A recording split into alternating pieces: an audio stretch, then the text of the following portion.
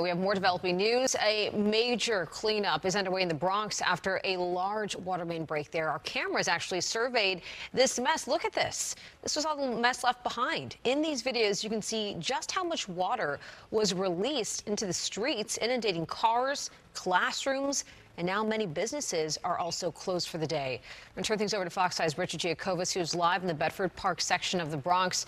Richard, obviously a mess behind you, but what a nightmare for anyone who lives or works in that area.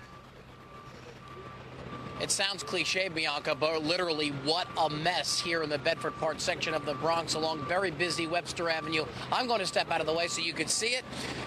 The street slop filled with mud and debris, but there are a few things going on here. 18 feet of water still being pumped out of this big apartment building. Total cars are now being towed away. You can see they're moving mud out of the street, and we expect sanitation to come down and spray here to wash away the mud. Most residents and business owners in the meantime are trying to salvage whatever they can.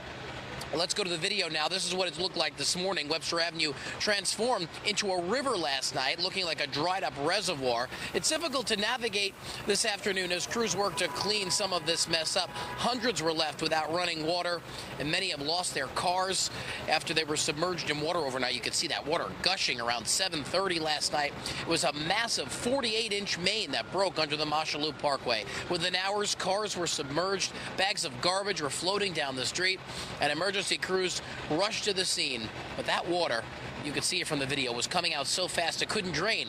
One person had to be rescued from a vehicle trapped in floodwaters, according to the FDNY, and homes were evacuated. The water was finally turned off after 9 hours.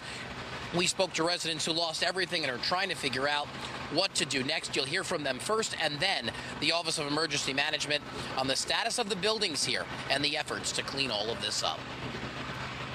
It started like pouring in. I opened the door.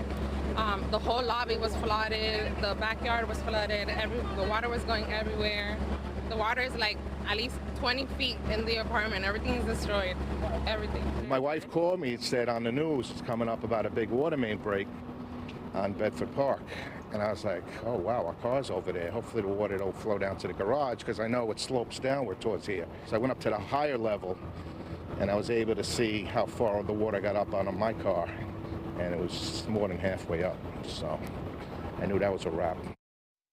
I do want to note that both the school and a precinct that there were questions about their water availability. We're happy to report they both have water right now, and we will begin the process of cleaning up and ensuring that everybody has the right information to make the claims they will need to make for the property damage that they have withstood because of this water main break.